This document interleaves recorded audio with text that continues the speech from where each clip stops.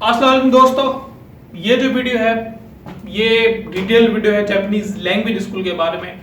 अभी इसका जो पार्ट 1 था उसमें मैंने आपको बताया कि स्कॉलरशिप पे किस तरह आप आ सकते हैं, लेकिन अब उसमें मसला ये था कि बहुत सारे ऐसे लोग हैं जिनको प्रॉब्लम है एज की, कि हमारी एज ज्यादा है, स्कॉलरशिप की जो रेंज है उससे ये मसला था। दूसरा ये था कि हमारी एजुकेशन नहीं है, या फिर यह है कि एजुकेशन है परसेंटेज जिस तरह मांगते हैं कि लगभग 80% हो स्कॉलरशिप के लिए, तो वो मसला था। तो अब उस मसले को सॉल्यूशन ये है जापानीज लैंग्वेज स्कूल।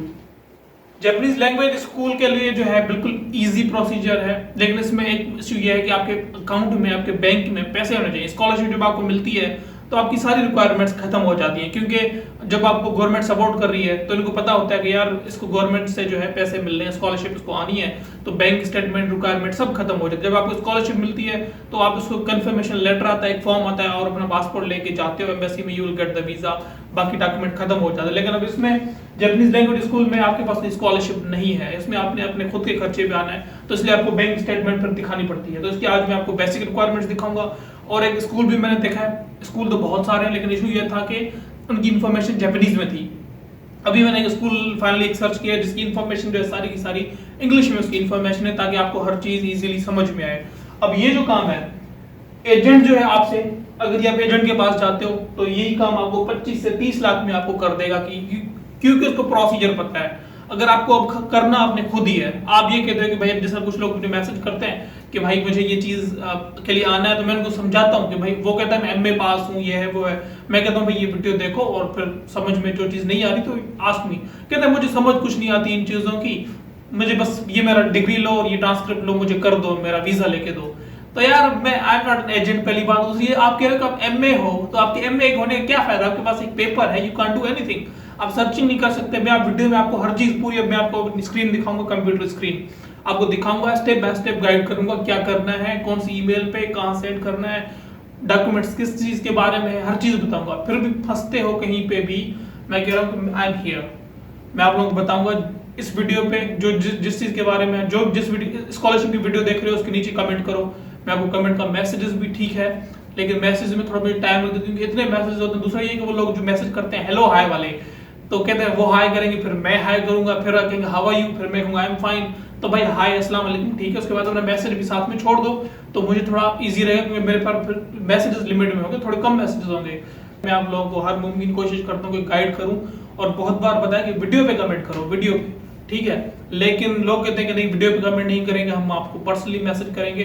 तो अगर आपको ये डर है कि लोग आप पे हंसेंगे या लोग कुछ कहेंगे, तो कहने दो भाई, आपके फ्यूचर का सवाल है ना, लोगों की परवाह मत करो, कमेंट करो।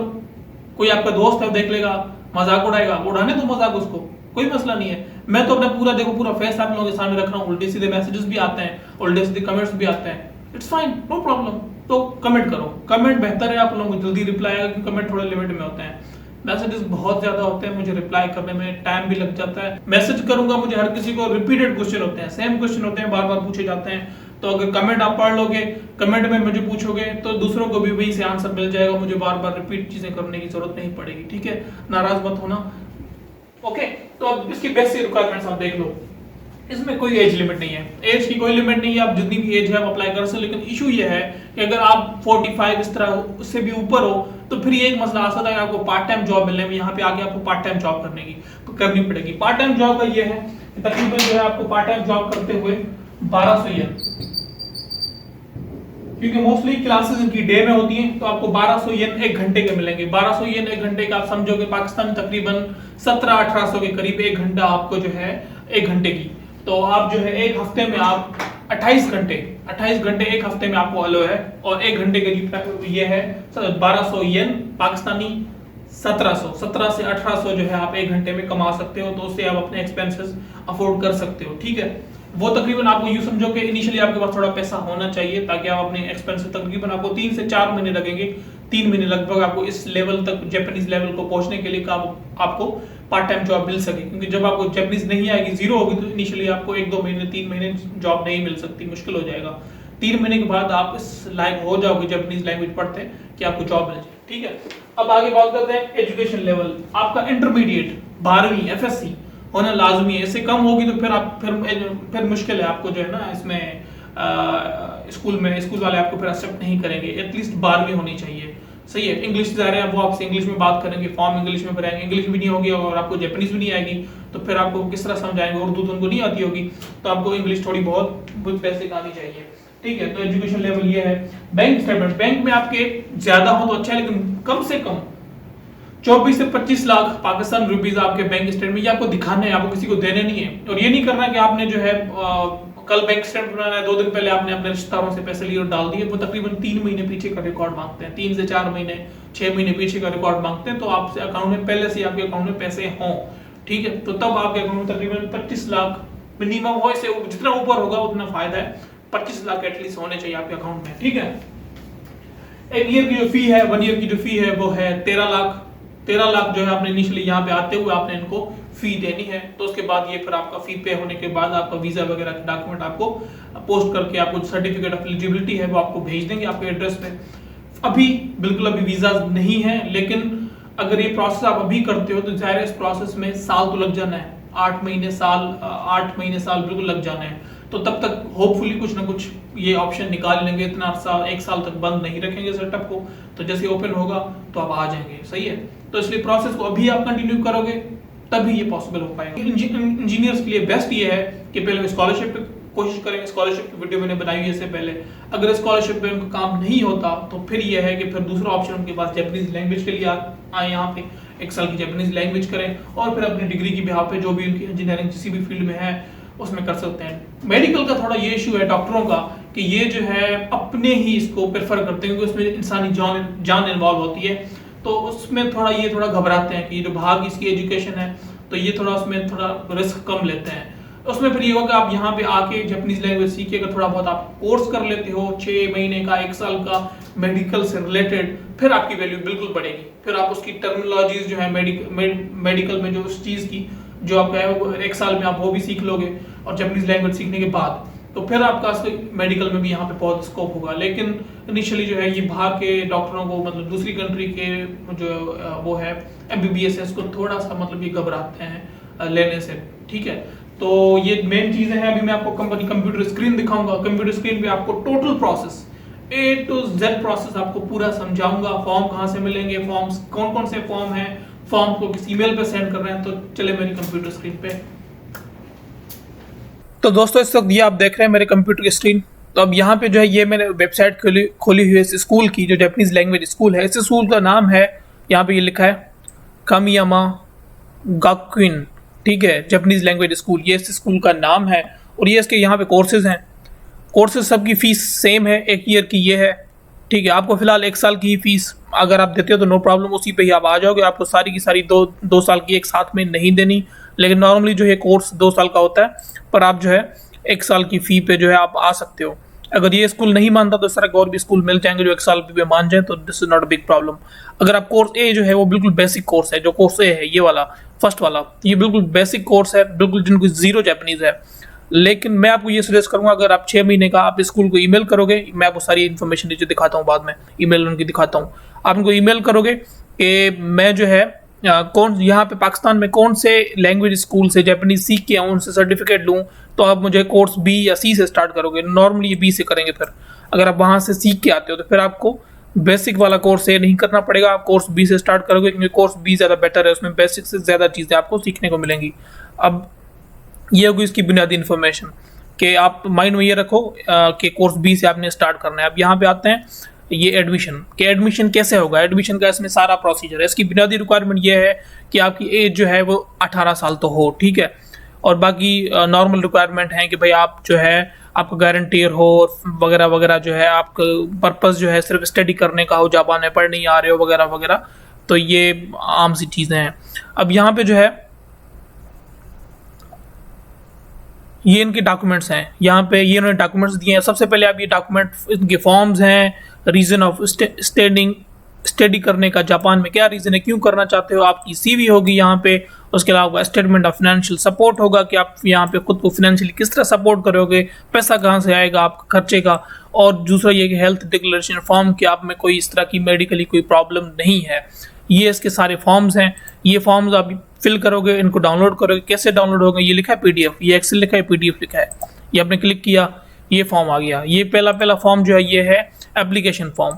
یہ اپلیکیشن فارم میں بہت ہی بالکل ہی بنیادی چیزیں ہیں، کوئی اس طرح کی کوئی کمپلیکیٹڈ چیز نہیں ہے. آپ کا نام ہے، ٹھیک ہے، آپ کا پلیس آف برتھ ہے، فوٹو ہے، بنیادی ریکوائرمنٹس ہیں. آپ کی ایجوکیشن کتنی ہے، فیملی میں کون کون ممبر ہیں، کوئی آپ کا جاننے والا ہے. اگر یہ پوچھ رہا ہے کہ جو جاپان میں ریزیڈنس ہے آپ کا، تو کوئی آپ کا ہے فیملی ریلیٹو تو آپ کا ہے تو آپ لکھو، نہیں ہے تو مت لکھو، نیچے آپ کا سگنیچر ہے. کوئی اس طرح کی کوئی کمپلیکیٹڈ چیز نہیں ہے. پھر بھی آپ کو کوئی پرابلم ہوتی ہے اس فارم کو بھرنے میں، یو کین آسک می. دوسرا جو فارم ہے ریزن، کہ جاپان میں ہی کہ آپ کیوں اسٹڈی کرنا چاہتے ہو. تو یہاں پہ جو آپ کو یہ کہہ رہا ہے کہ انگلش میں آپ نے لکھنا ہے، یہ لکھا ہے انگلش یا جاپنیز میں کسی میں بھی آپ لکھنا ہے. اردو میں لکھتے ہو تو اس کی آپ نے ٹرانسلیشن دینی ہے، انگلش ٹرانسلیشن یا جاپنیز ٹرانسلیشن دینی ہے، تو آپ ظاہر انگلش میں ہی لکھو گے.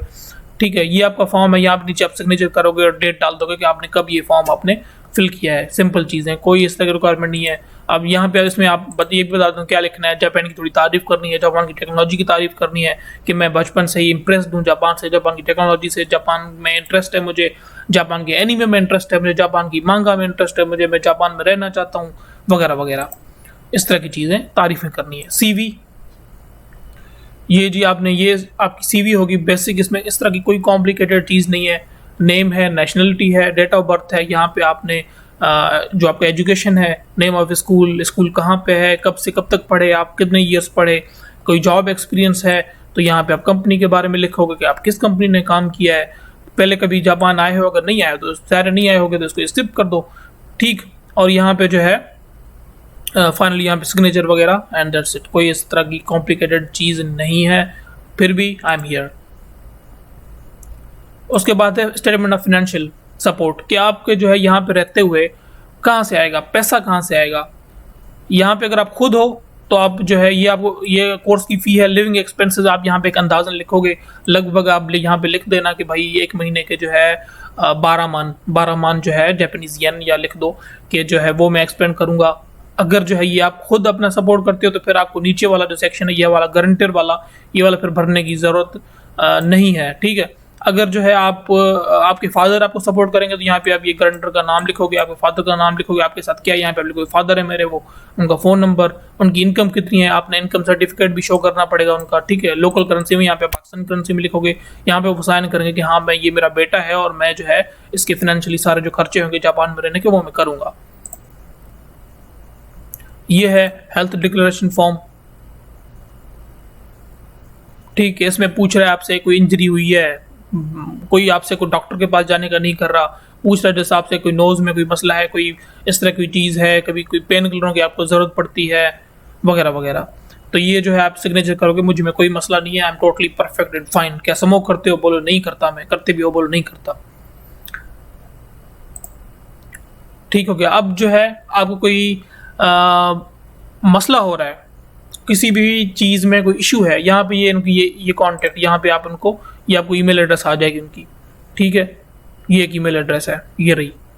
مسئلے کے لیے کوئی سوال پوچھنا ہے، جس طرح میں نے آپ کو کہا کہ آپ ان سے اس ای میل پہ آپ ان سے پوچھو گے کہ میں پاکستان میں کون سے انسٹیٹیوٹ سے، کون سی جگہ سے میں جاپانیز لینگویج کا کورس کروں، تو پھر آپ مجھے جو آپ کا کورس بی ہے یا سی ہے مجھے وہاں سے سٹارٹ کرنے دو گے. اگر میرے پاس ان کا سرٹیفکیٹ ہوا تو اسی میل پہ آپ یہاں پہ ان کو ای میل کرو گے، ان سے پوچھو گے تو وہ آپ کو بتا دے گا بھائی اس پاکستان میں اس انسٹیٹیوٹ سے جا کے اگر آپ کورس کرتے ہو تو then you can start from the course be اور سی. ٹھیک، واپس آتے ہیں. کہاں بھیجنے ہیں یہ ڈاکومنٹ؟ جب آپ سارے ڈاکومنٹ فل کرو گے، یہ آپ ڈاکومنٹ بھیجو گے اس ای میل ایڈریس پہ school@choto.co.jp. اس ای میل ایڈریس پہ جو ہے آپ نے یہ سارے کے سارے ڈاکومنٹ بھیجنے ہیں. لیکن اب ہمارا جو ہے ای میل تو آپ کرو گے، لیکن ہم جو یہ ہمارا پاکستان یہاں پہ ہے، پاکستان کے بہت سارے جو فیک ان کو ڈر ہوتا ہے کہ انہوں نے ڈاکومنٹ جعلی بنائے ہوں گے، ان کے یہ ٹرسٹ نہیں کرتے ہم پہ، اور باقی جو کافی کنٹریز ہیں ان میں ان پہ بھی نہیں کرتے. تو پھر اس کیس میں آپ نے کیا کرنا ہے کہ اس ایڈریس پہ آپ کو یہ سارے کے سارے ڈاکومنٹ اس ایڈریس پہ آپ کو سینڈ کرنے ہیں پوسٹ کر کے. تو یہ خود ہی ڈاکومنٹ کو پھر چیک کر لیں گے کہ اس میں کوئی اس طرح کی کوئی چیز ایڈیٹنگ نہیں کی ہوئی. اس کی جو فی ہے، جو ابھی یہ جو پروسیسنگ فی ہے وہ یہ ہے. تو آپ جو فی پے کرو گے تو اس فی جو ہے یہاں پہ نیچے انہوں نے فی کہاں بھیجنی ہے وہ بھی بتایا ہوا ہے کہ آپ نے کہاں پہ پے کرنا ہے.